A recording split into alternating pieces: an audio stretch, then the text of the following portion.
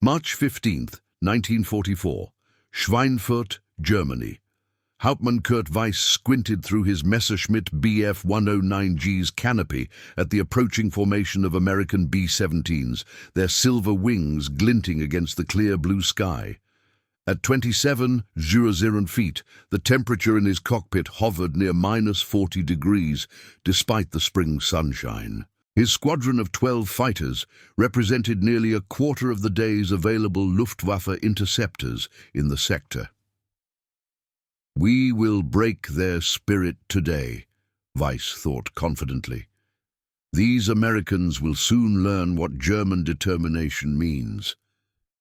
He could not have known that 3,000 miles away, factories in Michigan, California, and Washington were already producing more aircraft in a single day than his entire fighter group would see in a month. Before we dive into this story, drop a quick hi in the comments and tell me where you're watching from. It really helps support the channel.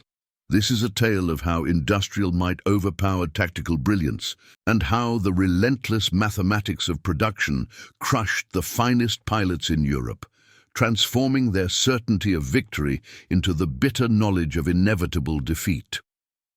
From his position at Luftflotte Thread headquarters in Paris, General Major Adolf Galland reviewed the morning's combat reports with growing concern. 6 fighters lost defending the Ruhr yesterday, 4 more over Berlin the day before.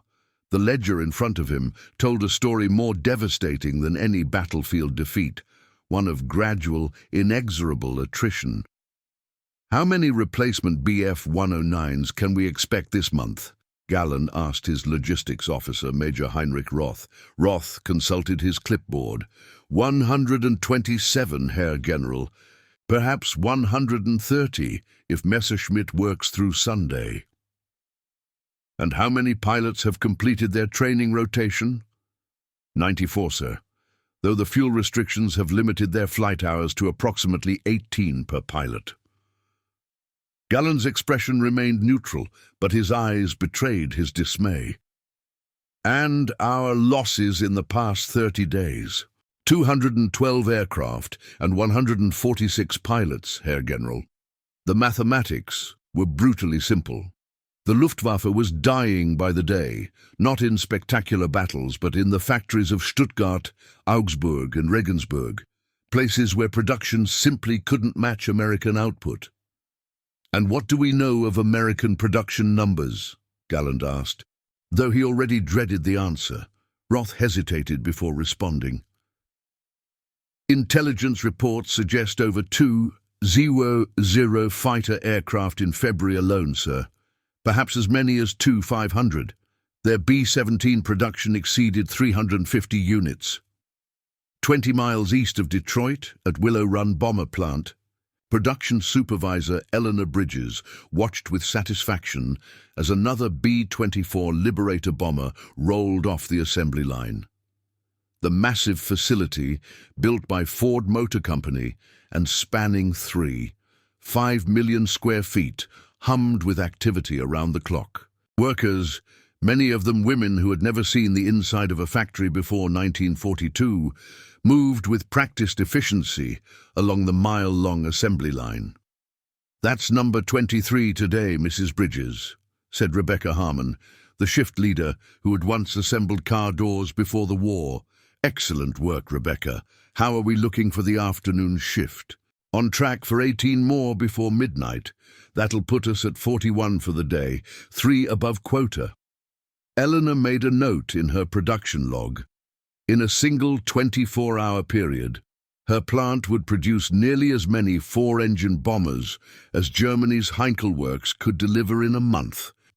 And Willow Run was just one of 7 major B-24 production facilities operating across the United States. "Any word on those aluminum shortages that were concerning us last week?" Eleanor asked. Rebecca shook her head. "All resolved. The new shipments from Alcoa arrived yesterday, enough for the next 2 weeks at current rates." Eleanor nodded, making another notation. The statistics told an astonishing story. American aluminum production had risen from £300 million in 1939 to over £3 billion by 1943. German production, hampered by bombing and resource shortages, struggled to maintain even pre-war levels. Technical Sergeant James Miller of the United States Army Air Forces examined his brand-new P-51 Mustang with pride.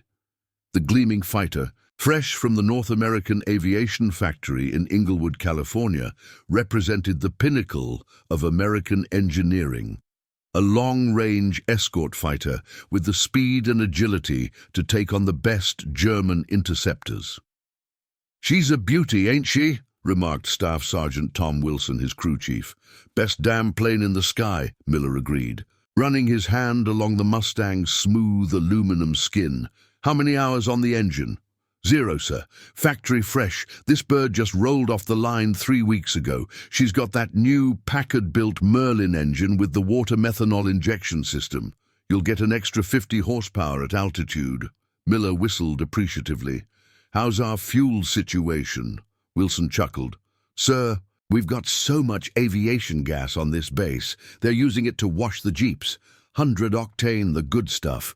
You've got full tanks plus drop tanks. Enough for 7 hours of flight time if you're careful with the throttle." At his forward airbase near Frankfurt, Hauptmann Weiss faced a very different reality. His crew chief, Feldwebel Otto Müller, delivered the morning's briefing with characteristic efficiency. "Your aircraft is fueled to 60% capacity, Herr Hauptmann. The fuel allocation was reduced again yesterday." Weiss frowned. 60%? That gives me, what, 30 minutes of combat time after reaching altitude? "Perhaps 40, if you are conservative with the throttle," Muller conceded. "The synthetic fuel is also causing issues with the DB-605 engine. 2 pistons were replaced overnight." The synthetic fuel, produced from coal through the complex Fischer-Tropsch process, was a testament to German chemical ingenuity, but a poor substitute for the high-octane petroleum products available to Allied pilots. It fouled engines, reduced power output, and limited the Luftwaffe's operational capacity almost as effectively as direct combat losses. "And ammunition?" Weiss asked. "Standard load for the cannons, but only half complement for the machine guns. Brass shortages." The contrast became even starker at the maintenance level. While American aircraft typically received complete overhauls after every 200 flight hours, the Luftwaffe had been forced to extend maintenance intervals to over 400 hours. Critical parts, magnetos, carburetors, hydraulic pumps, were salvaged from crashed aircraft when possible.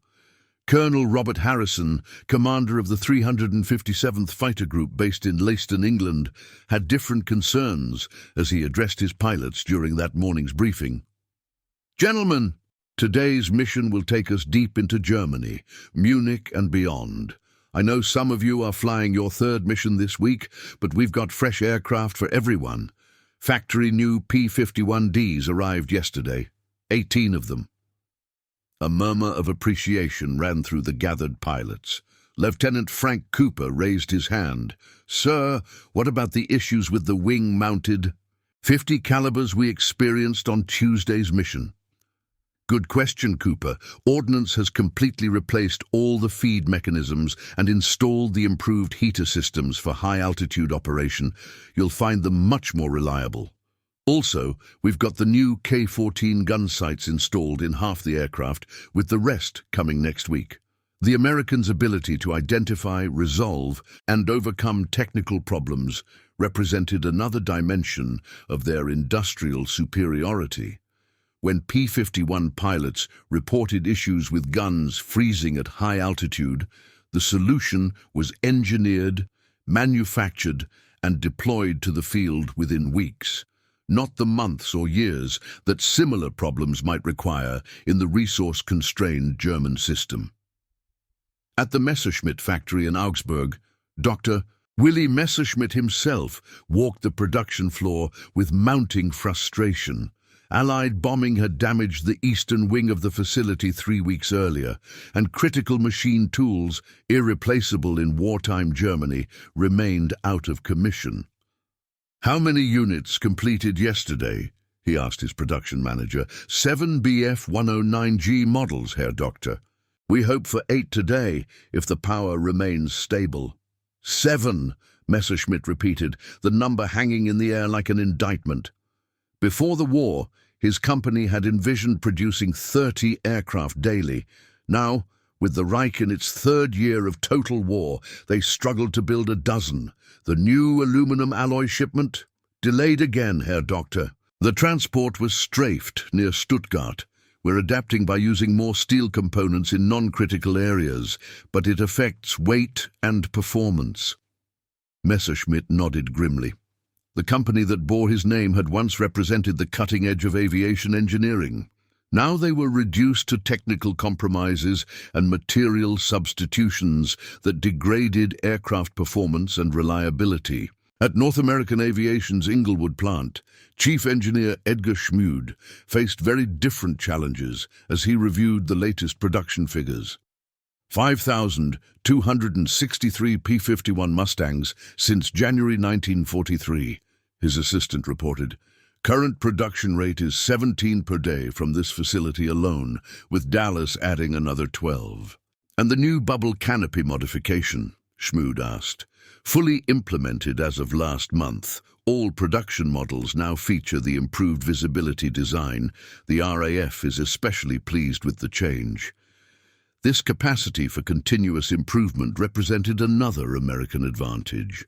While German aircraft designs remained relatively static due to production constraints, American models evolved rapidly through multiple variants, incorporating combat experience and technological advances.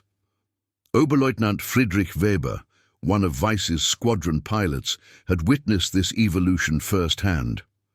Shot down over France in late 1943, he had spent 3 weeks evading capture before making his way back to German lines. During that time, hidden by sympathetic farmers, he had observed 3 waves of American fighters overhead, first P-47 Thunderbolts, then early P-51B Mustangs, and finally the improved P-51D model with its distinctive bubble canopy. They're not just producing more aircraft, Weber had reported upon his return. They're producing better ones each month. The Americans I faced when I was shot down flew differently than those I encountered 2 weeks later. More aggressive, better trained. This observation touched on another critical aspect of the air war, pilot training. By 1944, American cadets received an average of 360 flight hours before entering combat. Their Luftwaffe counterparts, hampered by fuel shortages and the desperate need for frontline pilots, often deployed with fewer than 120 hours of experience.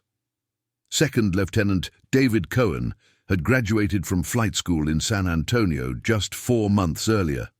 Now, strapped into his factory-new P-51D Mustang with less than 200 total flight hours in his logbook, he represented both the strength and potential weakness of the American air effort. Tremendous industrial output coupled with relatively inexperienced personnel. Stay with your wingman, keep your head on a swivel, and remember your energy management, Captain Howard Miller had instructed him before takeoff. The Germans you'll face today have been flying combat missions since Poland or France. What they lack in fuel and ammunition, they make up for in experience. As Cohen's formation of 16 Mustangs crossed the English Channel at 24,000 feet, he marveled at the resources deployed for a single mission. Each aircraft carried 269 gallons of internal fuel plus 2 75-gallon drop tanks. Each was armed with 6 50-caliber machine guns and 1 880 rounds of ammunition. The total fuel consumption for just his squadron's outbound leg would exceed 7,500 gallons, more than some Luftwaffe fighter groups were allocated for an entire week. Blue leader to blue flight, drop tanks reading empty. Release on my mark. His squadron commander's voice crackled over the radio. 3, 2, 1, mark. 16 drop tanks fell away simultaneously, tumbling toward the German countryside below. The casual discarding of these aluminum fuel tanks, each representing dozens of man-hours in manufacturing and containing enough metal to build several small kitchen appliances, epitomized America's industrial approach to warfare. The tanks were considered disposable, their production numbers so vast that no effort was made to recover or reuse them. On the ground below, near the town of Fulda, 13-year-old Hans Schmidt watched the silver fighters pass overhead. When the drop tanks fell, he and his friends raced to recover them, not for any patriotic salvage effort, but because the aluminum could be traded for food on the thriving black market. The empty tanks represented more refined metal than his family had seen in years. "My father says a single one of these can be traded for 20 kilos of potatoes in Frankfurt," his friend Dieter said, as they dragged a dented tank from a field. "The metal goes to make parts for the fighters." This informal recycling system had become an important, if unacknowledged, part of Germany's desperate materials economy. By 1944, the Reich's formal aluminum recycling program recovered less than 15% of damaged aircraft components. In contrast, American salvage efforts typically exceeded 80% efficiency, though with production so high, many damaged aircraft were simply scrapped rather than repaired. At Willow Run, Eleanor Bridges received a telephone call from the War Production Board that perfectly illustrated this disparity. "Mrs. Bridges, we need to discuss your plant's aluminum usage," the official began. "Your scrap rate last month exceeded 7%. That's nearly 14,000 pounds of waste." "We've identified the issue, sir," Eleanor replied confidently. "A new riveting technique on the wing assemblies is being implemented tomorrow. We expect to reduce waste to under 5% immediately." "Very good. And what about the hydraulic fluid contamination issue?" "Resolved last week. We've instituted triple filtering of all fluid before installation. The rejected fluid is being reclaimed and reprocessed." "Oh." This focus on continuous improvement, identifying problems, implementing solutions, and verifying results, characterized the American production system. A 7% waste rate was considered unacceptable despite the nation's vast resources, while in Germany, material utilization rates below 80% were common due to bombing disruptions and the need for rapid production. Back in the air over Germany, Hauptmann Weiss led his squadron toward the approaching American bomber formation. His earpiece crackled with a transmission from the ground controller. "Achtung, Achtung! Bandits at Angels 27! Approximately 120 bombers with fighter escort estimated at 60 plus. Your vector 090. Weiss acknowledged grimly. 12 Messerschmitts against nearly 200 American aircraft.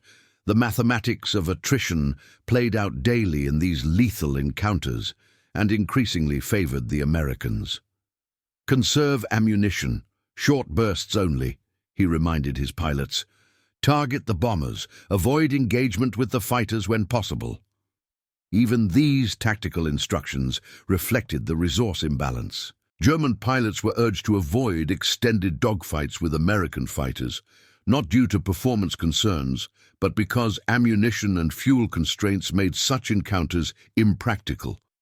A German pilot who expended his ammunition in a prolonged engagement might find himself unable to rearm for days due to supply shortages. Lieutenant Cohen saw the German interceptors first, tiny specks growing larger against the blue sky as they climbed toward the bomber formation. Blue 4 to Blue Leader, bandits at 2 o'clock high, Angels 26, closing fast. Roger that, Blue 4. Blue Flight, move to escort position, maintain altitude advantage. Cohen pushed his throttle forward, feeling the Packard-built Merlin engine respond instantly.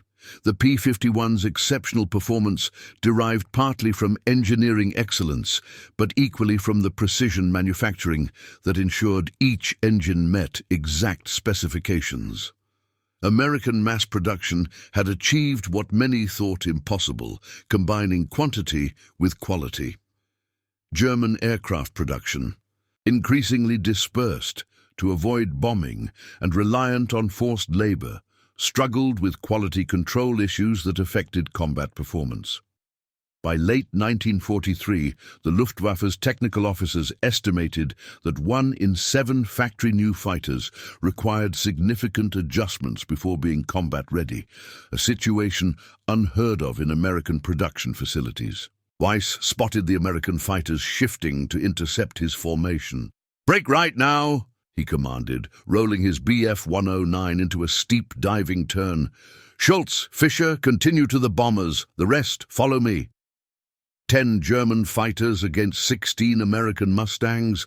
The odds weren't impossible, particularly given the Luftwaffe pilots' experience advantage. What made the encounter truly uneven was the resource context behind it. If Weiss lost half his aircraft today, replacements might take weeks to arrive. If the Americans suffered similar losses, new fighters would be on the flight line tomorrow. The dogfight that ensued over central Germany lasted less than 15 minutes. Weiss managed to damage one P-51 and force it to break off. But 2 of his pilots were shot down. Lieutenant Cohen, in his first aerial combat, fired over 400 rounds, nearly a quarter of his ammunition load, without scoring a hit, before his squadron leader maneuvered him into position behind a Bf-109. His 6 machine guns tore into the German fighter's right wing, sending it spiraling toward the ground. "Good shooting, Blücher," his commander commended. "Stay alert. More bandits at 9 o'clock. As the Americans regrouped and returned to escort position, Weiss took stock of his diminished squadron. 2 aircraft lost, another with engine trouble heading back to base. 9 fighters remaining to challenge over 100 bombers still advancing toward their target. The day's combat had barely begun, and already his force was reduced by 25%. At Messerschmitt headquarters, the monthly production meeting conveyed the strategic implications of such tactical exchanges. The company's board reviewed projections showing planned output of 325 fighters for April, a figure dwarfed by North American Aviation's production of over 750 P-51 Mustangs in the same period.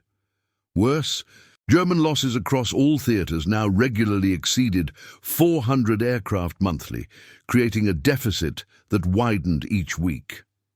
"We must prioritize quantity over features," argued the production director.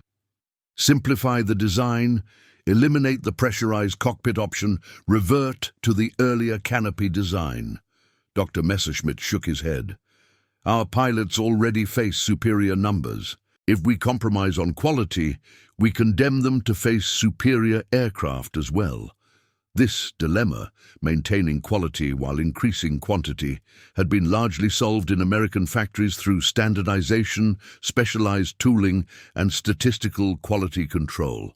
At North American's Dallas facility, random P-51 components from different production lines could be assembled into a complete aircraft without custom fitting, an achievement German manufacturing never matched. The consequences of these disparate approaches played out dramatically over the skies of Germany. As the bomber formation Weiss had engaged continued to its target, the Focke-Wulf factory near Bremen, 3 more Luftwaffe squadrons rose to challenge it. In total, 48 German fighters confronted the American force.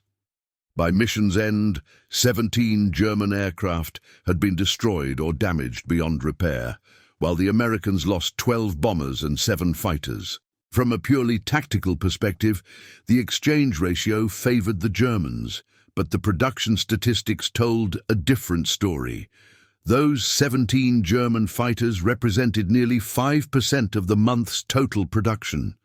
The 19 American aircraft constituted less than 1 day's manufacturing output. Hauptmann Weiss landed his Bf-109 with less than 5 minutes of fuel remaining, cutting his safety margin dangerously thin. As he taxied to the dispersal area, he noted fewer aircraft on the field than when he had departed 3 hours earlier. The mathematics of attrition were visible in the empty hardstands and hangars. Feldwebel Müller met him as he climbed from the cockpit. "3 more from your squadron returned safely, Herr Hauptmann. Schultz and Weber are confirmed lost." Weiss nodded grimly. Both had been experienced pilots, Schultz with over 60 combat missions, Weber with 37. "Fuel status for tomorrow's operations?" Weiss asked. Müller's expression tightened. 8 aircraft at 50% capacity. That's all that's been allocated. 8 aircraft at half tanks. Barely enough for a single scramble mission with minimal combat time. The Luftwaffe was being strangled not by defeat in the air, but by the relentless pressure of American production on every aspect of German military capacity. 3 days after the Bremen raid, Oberfeldwebel Hans Jürgens, a Luftwaffe prisoner of war, found himself at a processing center in England. The camp's American commander, Colonel Williams, conducted his intake interview personally, an unusual courtesy that puzzled the German pilot. "You flew the Focke-Wulf 190A8, correct?" Williams asked through an interpreter. Jürgens nodded cautiously, providing only his name, rank and service number as required by the Geneva Convention. Williams smiled. "Please understand, Oberfeldwebel, I'm not seeking operational information. My interest is purely technical. I'm a former aircraft production manager from Seattle." The interview that followed proved revelatory for Jürgens. Williams wanted to know about manufacturing details, how often parts were replaced, the quality of welds on recently produced aircraft, whether fittings required hand adjustment. The questions revealed an intimate knowledge of aircraft production that surprised the German pilot. "Why do you care about such things?" Jürgens finally asked. "Your factories produce so many aircraft that such details seem unimportant." Williams' answer illuminated the American mentality. "Because we believe every pilot deserves the best aircraft we can build, regardless of how many we make. Our approach isn't to accept defects because we can replace losses. It's to minimize losses by eliminating defects." This philosophy extended throughout the American production system. Despite manufacturing aircraft at unprecedented rates, quality standards actually increased as the war progressed. The defect rate for critical P-51 components declined from 3 per 100 in early 1943 to 7 per 100 by mid-1944. Meanwhile, German manufacturing, increasingly reliant on slave labor and dispersed facilities, saw defect rates rise from 3, 8 to 9, 2 per 100 over the same period. For pilots like Weiss, these statistics translated into daily realities: engines that required more frequent maintenance, ammunition that occasionally jammed, radios that failed at crucial moments, small deficiencies that collectively eroded combat effectiveness and pilot confidence.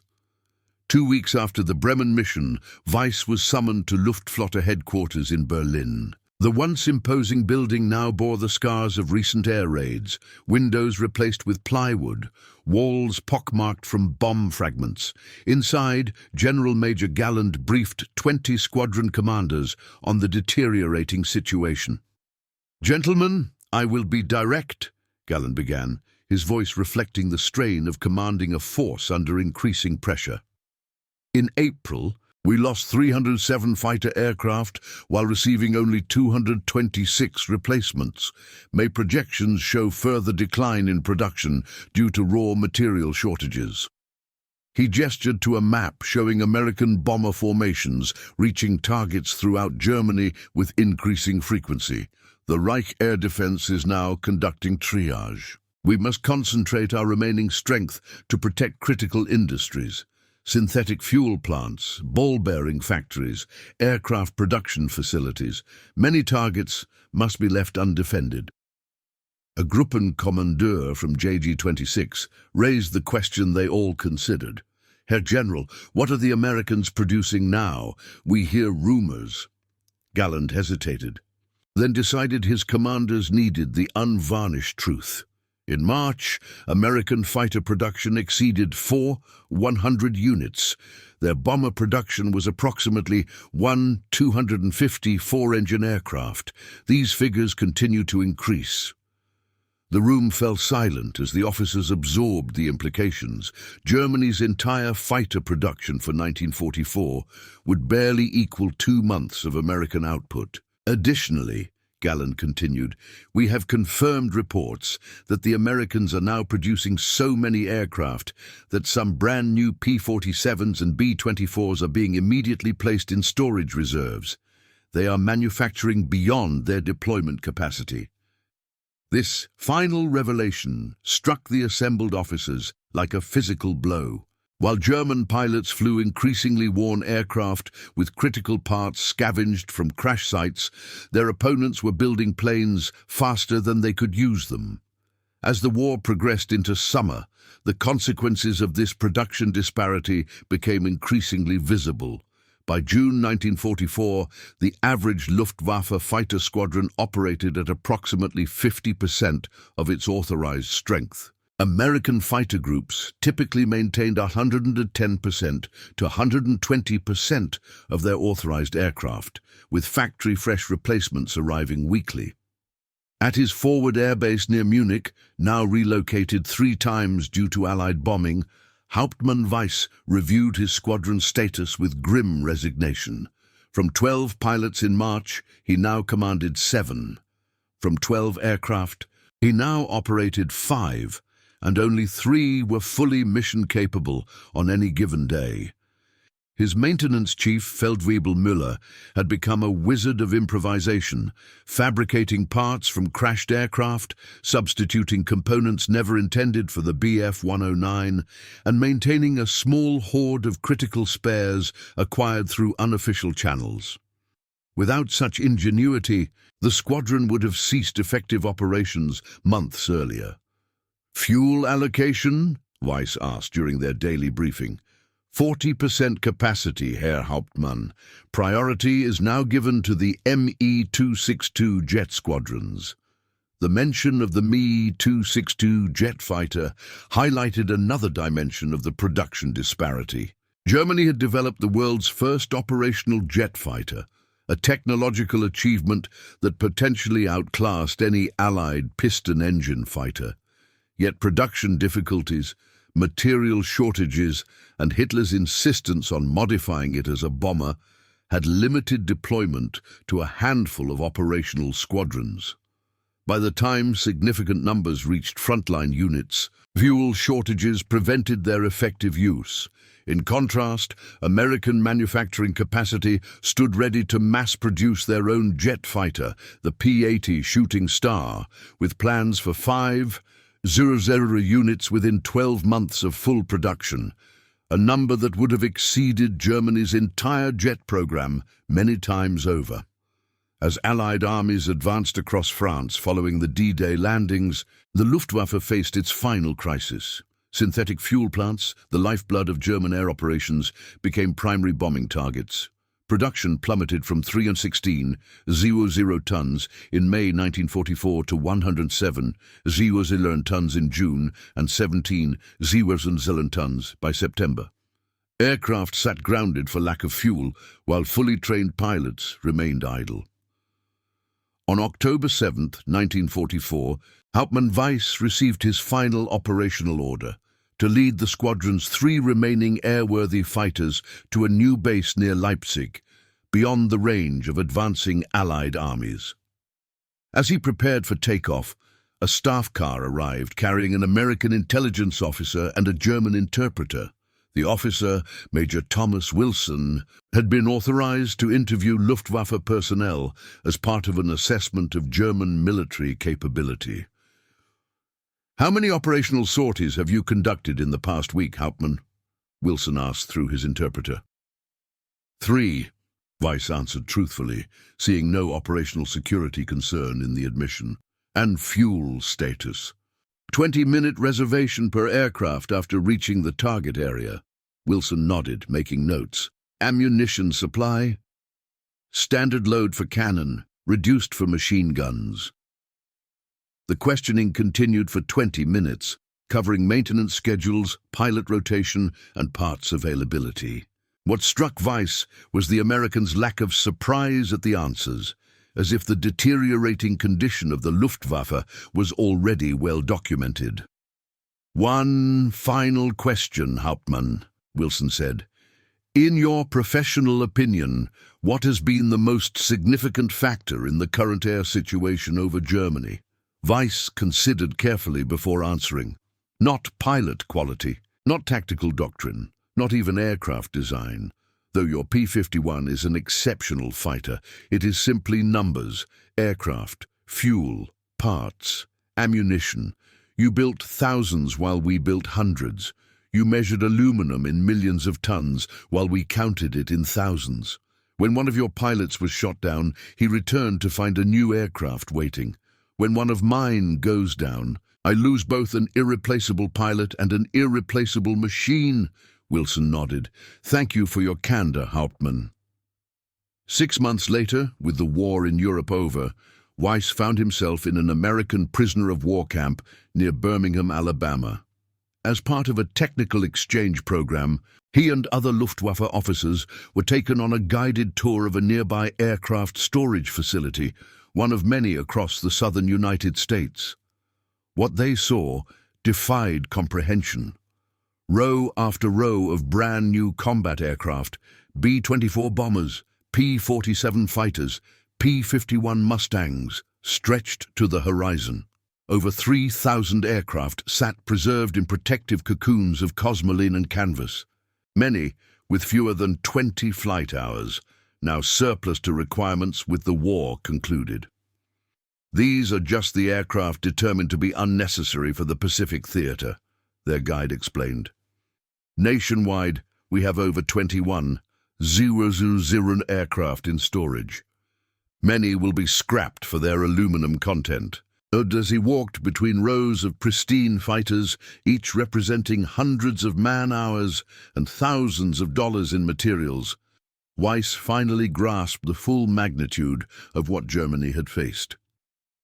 It wasn't merely a battle against American aircraft, but against the entire industrial capacity of the United States, a contest that could never have been won by tactical brilliance or superior training. That evening, writing in his journal, Weiss reflected on the experience. "Today I saw the true face of our defeat. While our finest pilots flew increasingly dilapidated aircraft with barely enough fuel to reach the battle, America built a reserve air force larger than our entire Luftwaffe and then deemed it unnecessary. Their factories produce so many aircraft that thousands now sit idle in the desert sun. The tragedy is not that we lost, but that so many brave pilots died before we accepted this mathematical certainty." The American production miracle transformed not just the air war, but the understanding of modern conflict itself. War was no longer decided primarily by the valor of individual combatants or the brilliance of tactical commanders, but by the productive capacity of nations, by factory output, resource availability, and logistical systems. For Kurt Weiss and his fellow Luftwaffe pilots, this realization came too late. They had entered the war believing in the superiority of German aviation and the indomitable spirit of their pilots. They ended it, comprehending that even the finest pilots in the world cannot overcome an enemy that replaces losses at 5 times the rate they do, an enemy that measures production not in hundreds, but in tens of thousands, and that supplies its forces not with carefully rationed allocations, but with abundance beyond imagination. The statistics that initially seemed abstract, America's 324, 750 aircraft produced versus Germany's 119, 871, 41 billion gallons of aviation fuel compared to 12 billion, ultimately translated into empty airfields across Germany, grounded aircraft for lack of parts, and training programs shortened to rush pilots into combat. These numbers represented not just manufacturing achievement, but the fundamental transformation of warfare into an industrial contest where production capacity proved as decisive as any battle. And that concludes our story. If you made it this far, please share your thoughts in the comments. What part of this historical account surprised you most? Don't forget to subscribe for more untold stories from World War II, and check out the video on screen for another incredible tale from history. Until next time.